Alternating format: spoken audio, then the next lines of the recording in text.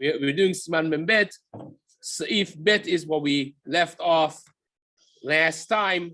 We finished the Seif, but there's one important element that was not mentioned from the Ben Ish Chai and Kaf HaChaim. The Shulchan Aruch, of course, says, this is from Rabbeinu Yerucham that Maran brings in Bet Yosef, that Rabbeinu Yerucham holds, if you make a condition, a tanai from the very beginning on the tefillin that you make, or the ritzuot, the straps of tefillin, and you say, I want this, or I may want in future to switch this from tefillin shel rosh to tefillin shel yad. Maybe I want to bring it lower, or I for sure want to bring it lower from its kedusha. I make it tonight that this should be a tefillin shel yad as well, or a strap of tefillin. That works, says the Rabbeinu Yerucham and Maran paskins like this as well. Of course, this is a subject of debate, shanui b'machloket, and therefore the Ben Ish Chai writes in Od Yosef Chai Parashat Vayera, he writes that the person, and Kaf HaChaim says the same thing, a person should not do this, should not rely on this. Don't make a tanai and don't do it, basically. Now, of course, the halacha would be, the Iraqis have a very hard life because of that, right? A lot of chumrah. But the maaseh halacha would be, because Maran says it's mutar, it's always wise to make the tanai anyways, that if at some point you're pushed against the wall and you have no other option, of course, you want to be able to do that. But nevertheless, if you have an option of buying a new strap or a new batim, that of course will always be the better option because of the machloket. Now, Maran writes in Seif Gimal, Sudar de Azme, this is mamash so amazing that we're going to have this very halakha, the very next Gemara that we're going to do next session on Amud Yomi Be'ezrat Hashem. This is going to be exactly this sugya. It's amazing how it's worked together. Maran writes, Sudar de Azme lemetzar be. If you have designated a sudar, a bag, a piece of cloth for wrapping in it your tefillin, make it a tefillin bag. You bought a tefillin bag that has never been used. You said, this has got to be my tefillin bag. I made it, or you sew it up. You something that you made, you created in order to use it for tefillin bag. Tefillin, and you one time used it for tefillin. So it's not just that you did hazmana. There's going to be a machloket in the Gemara, machloket Amoraim, if hazmana miltahi or hazmana lav miltahi. It's really a sugya in Sanhedrin. Gemara brings it in Masechet Brachot as well in Daf Chav Gimel. And Abaye holds hazmana miltahi. Others disagree and hold hazmana lav miltahi. If preparation of kedusha actually gives status of kedusha. In this case, it would be, I prepared this bag for tefillin. I never put tefillin in it, but I made it, or I bought it, I designated this for tefillin. Does that make this bag kadosh? That's not tashmishe kedusha, and I can't use it for divrei chol, for other things. Or maybe it has mana lav miltai. Preparation alone does not create status of kedusha. And even though that my mindset was, or I even said, this bag should be for tefillin, that's garnished given, is nothing. And it's not going to create any status of kedusha, and I could use it for money. Which one is it? So we paskin that hazmana lav miltahi in regular case, but hazmana begufa kedusha, if you made a cloth, a parchment, that the parchment itself is going to be gufa kedusha. You're going to write tefillin on it. You're going to write mezuzah on it. That becomes hazmana begufa kedusha, and that already is something that you want to be concerned with. Now let's see this in real life in Maran, how it unfolds. Sudar de azmene, you have a sudar, you have a piece of garment or a bag that you make and you designate it for tefillin, and you put tefillin in it once.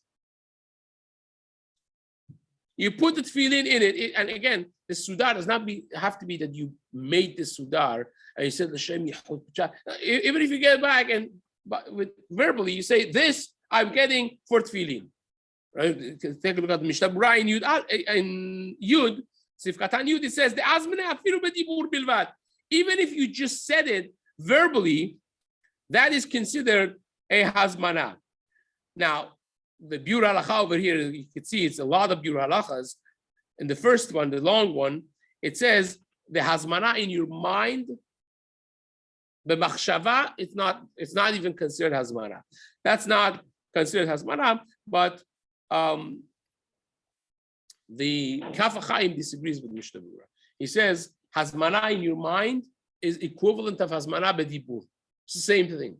So if you thought that I'm going to use this bag for tefillin, it's the same thing as hazmana bedibur. Now that alone doesn't work, but it does work if you did actually wrap tefillin in it once. So let's read the Maranda. Sudar de azmeneh lemetzarbeh. If you prepared it in your mind, according to Kaf HaChaim, or at least bedibur, according to Mishna Berurah, v'tzarbeh tefillin, and you actually put your tefillin in it, zimna, chad zimna, one time even, asur lemesabeh zuzi. You no longer could put money in it.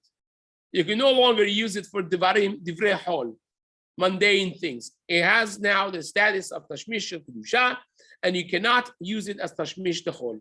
You cannot use it as something that serves mundane things. It has been designated halachically and now effectively as tashmish kedusha, as something that serves the kedusha, and you can't bring it lower than its holy status and use it for davar chol. So says Maran, the Rama adds actually, if you made a condition from the very beginning on it, then it's mutar, even if you did it, because in the beginning you said, I don't want this to be a tashmish kedusha. I want to use it for money and for my mirror and for my tefillin marker pen. All of those things I want to put inside this. I don't want it to be only for tefillin. Then it actually becomes tashmish for everything, and it's mutar even if you already put tefillin in it. Are you talking about this bag or the entire bag? We're talking now about the immediate bag of tefillin. The more complex scenarios we're going to learn about. How about the plastic bag of a tefillin bag? What is the status of that? How about the talit bag that you always put the tefillin bag inside? All of those we're going to discuss. We need it. Says the Ramam, uklafa me'ubad l'shem tefillin. How about a parchment? You're making a klaf, a parchment to write tefillin on it, and you processed it from a piece of leather to a parchment that's fit for writing. And during the process, you had a machshava or a dibur. You said, this I'm doing because I want to write my tefillin on it, right? So can you afterwards write a practice, make it a practice class, right? The sides of it, or one of them didn't work. Can I write divrei chol on it? Can I do it a practice class? Says the Rama asur dichtov alav divrei chol. Why? We mentioned hazmana lav miltai. Preparation alone doesn't work. Says the Rama, this is different. The hazmana ki hai gavna legufa kedusha, when the hazmana was for the gufa kedusha, for the actual kedusha, not tashmisha kedusha, not something that's going to serve the kedusha, but the kedusha itself, the cloth, the parchment is going to be the kedusha itself. Hazmana legufa kedusha, says the Rama miltai. That is considered something that takes hold, and therefore it becomes asur to do anything else on it if you prepared it for tefillin. Now Maran continues, azmeneh v'lo sarbe, if you prepared it in your mind, but you never put tefillin on it. You said, I'm going to make this bag or buy this bag or use this bag designated for tefillin, but you never get around to actually putting tefillin on it even once. So that's considered azmeneh v'lo sarbe. You prepared it, but you didn't use it yet.